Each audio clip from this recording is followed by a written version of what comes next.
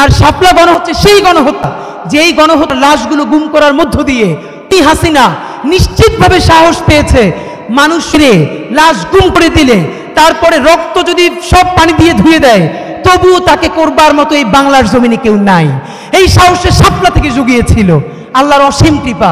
আপনি ভাবেন এক যুগ হয় নাই, যে বলেছিল রং মেখে শুয়েছিল। আমি নিজে শাপলা চত্বরে আপনাদের বিকেলের দিন হঠাৎ করে ভ্যানের উপরে 4টা লাশ, একদিকে প্রচন্ড গুলি, একদিকে জানাজা, কোথায় যাব কোনো ঠিক নাই। এই গল্প অনেক জায়গায় বলেছি। তো আমরা আপনাদের কাছে বিনীত অনুরোধ, বিশেষ করে আল্লামা মামুনুল হক আপনার কাছে আমরা বলতে চাই, আমাদের ছোট জায়গা থেকে আমরাও আপনাদের সাথে থাকতে চাই।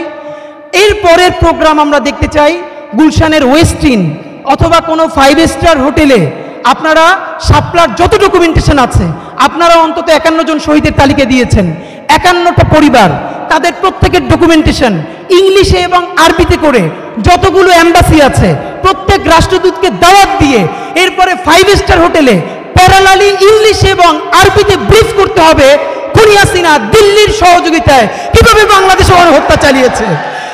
যতক্ষণ না পর্যন্ত বাংলার জমিনে শাপলা গণহত্যার বিচার হবে ততদিন জুলাই চলবে। বাংলাদেশ জিন্দাবাদ, ইনকিলাব জিন্দাবাদ।